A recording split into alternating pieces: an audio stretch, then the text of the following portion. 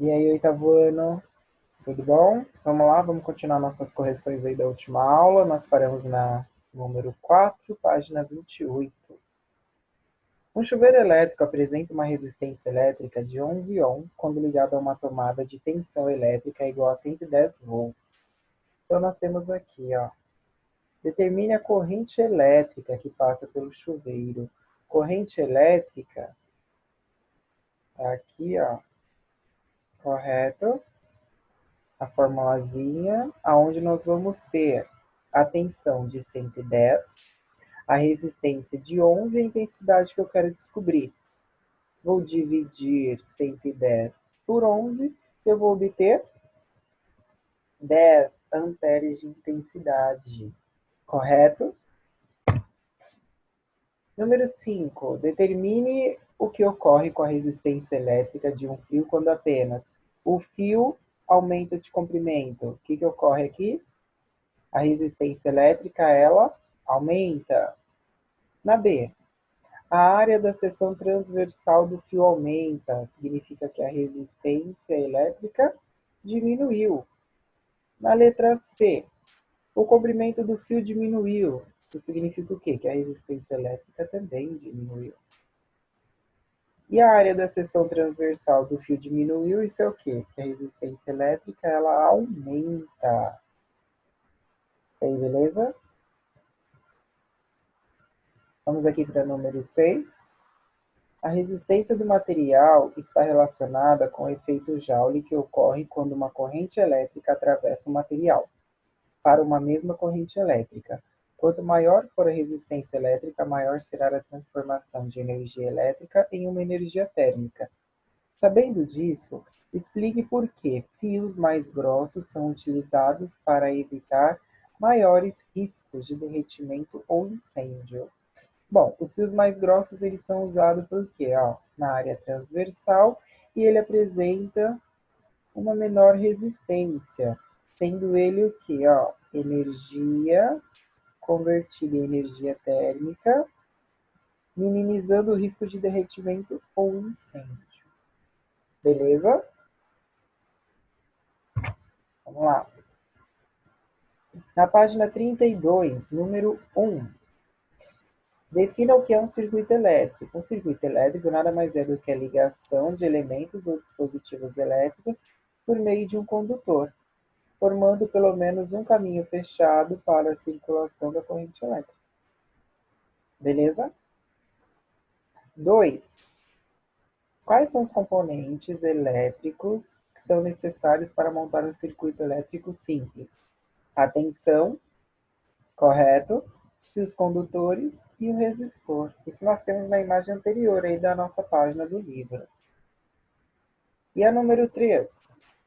Dos materiais listados abaixo, qual pode ser utilizado para compor a fiação em um circuito elétrico com a menor resistência elétrica?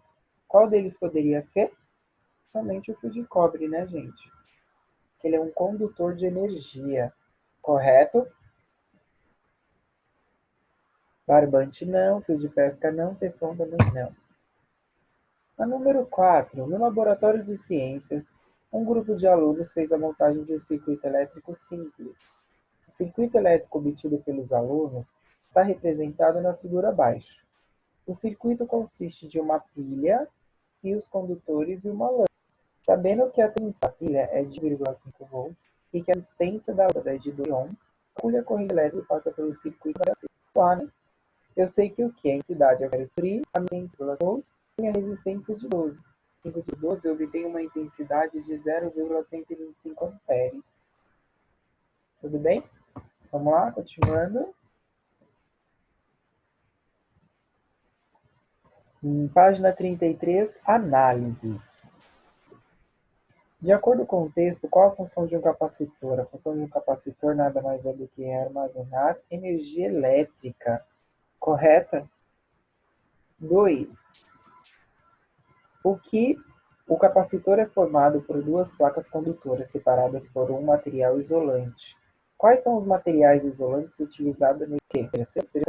O número de diferença entre uma bateria, capacitor elétrico, bateria elétrica. Simples. Próximo. O que já conquistei? Página 34, 37. Número 1. Recorte X, Y e serão eletrizados. Se X e Y, ele repele Z. Podemos afirmar certamente que, olha aqui, X e Z têm cargas de sinais diferentes. Porque eles fazem o quê? Eles se repelem. 2. Um átomo eletricamente neutro recebe 20 milhões de elétrons. Só que a carga do elétron é 1,6 vezes 10 elevado ao número de 100 coulombs, depende da carga de que o átomo. Usa a fórmula da carga, a carga é correta. A minha carga, se eu multiplicar tudo isso, eu obtenho 3 vezes 10 subindo meus expoentes, eu obtenho e tudo isso colocando na base de 10, 3,2 coulombs. Fácil. Simplesinha essa daí. A 3. Os corpos eletrizados por atrito, contato e indução ficam carregados, respectivamente, com cargas de sinais. Iguais, iguais, iguais, não. Iguais, iguais, contrários, não. Contrários, contrários, iguais, não. Contrários, iguais, iguais, não. Eles são contrários, iguais e contrários. Beleza? Número 4. Considere duas esferas metálicas idênticas. A carga elétrica de uma é uma carga positiva e a da outra é de menos duas cargas negativas. Colocando-se as duas esferas em contato, a carga elétrica da esfera que estava no início da carga carregada positivamente fica igual a menos uma carga dividido por 2. Por que eu tenho?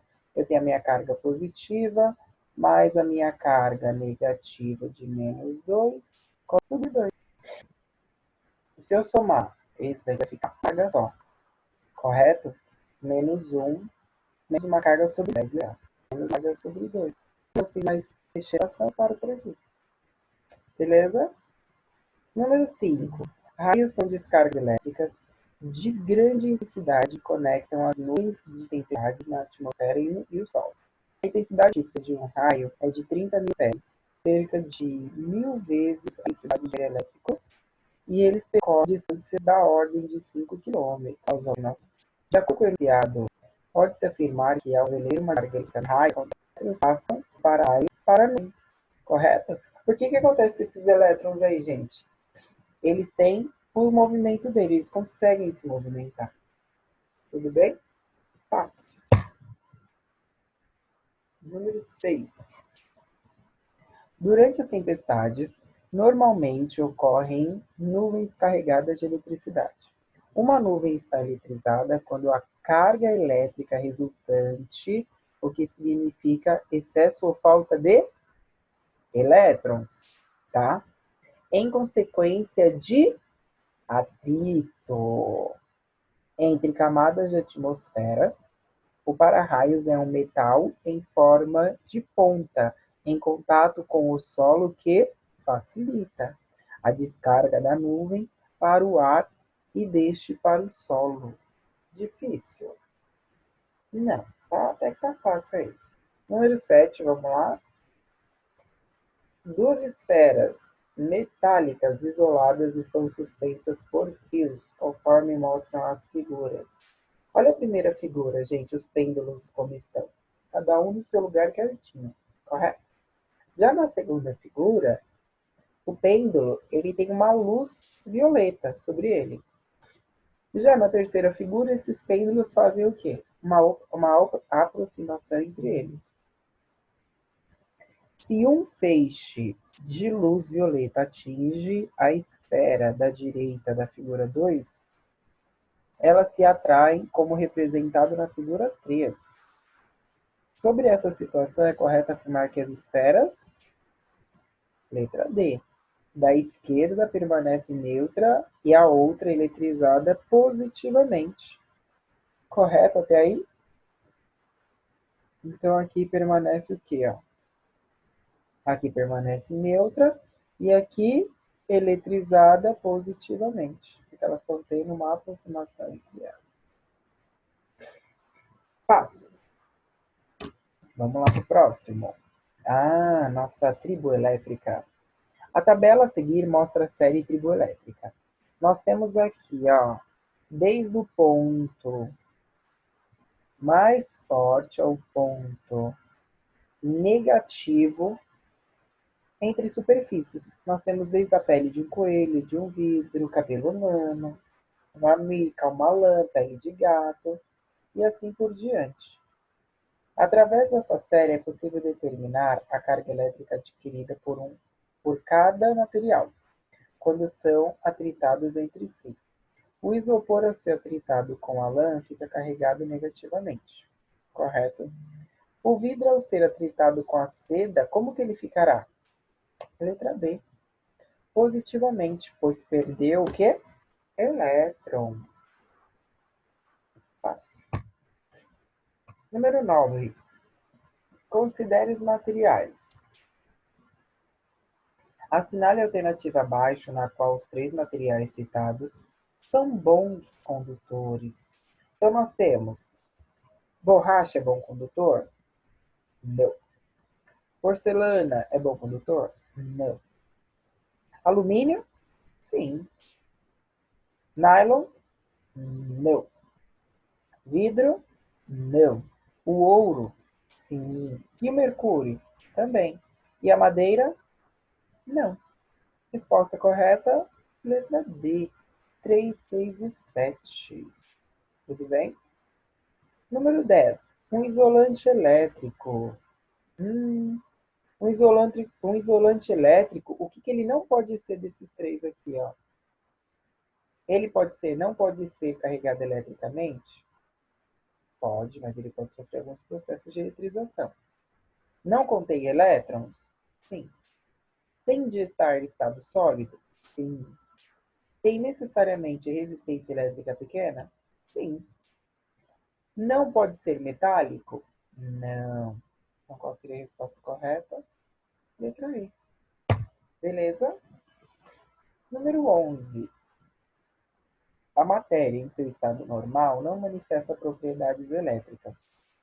No estágio de conhecimentos da estrutura atômica, isso nos permite concluir que a matéria, ela é o quê? Ela possui quantidades iguais de prótons e elétrons. A 12. A frase, o calor do cobertor não me aquece direito.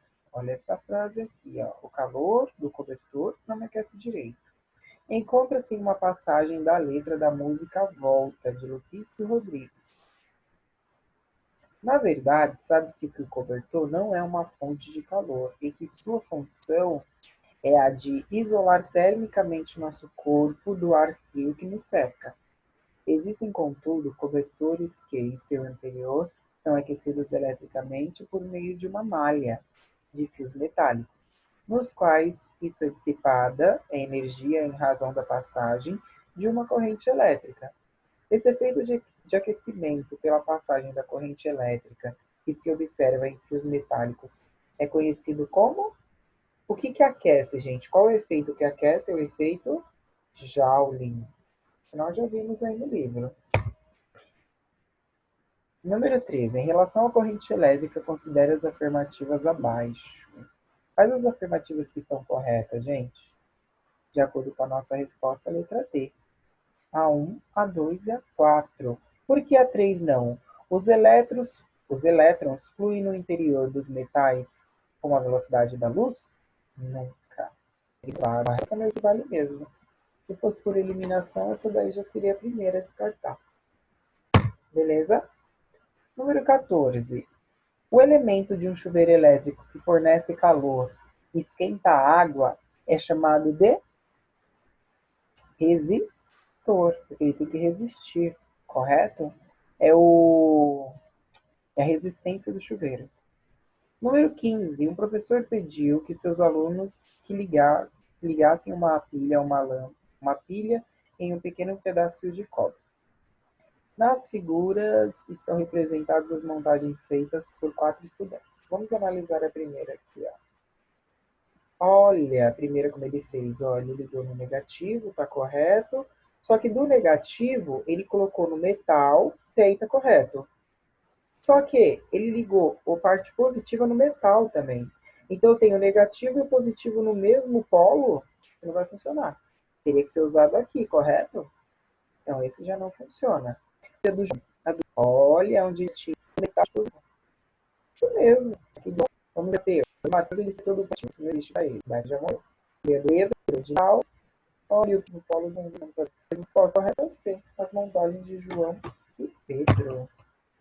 Fácil, né, turminha? Bom, semana que vem a gente continua aí o livro, tudo bem? Hoje vocês têm a prova aí para entregar, quem ainda não encaminhou, me encaminha, faça as correções das atividades. Até a próxima aula, turminha. Tchau, tchau.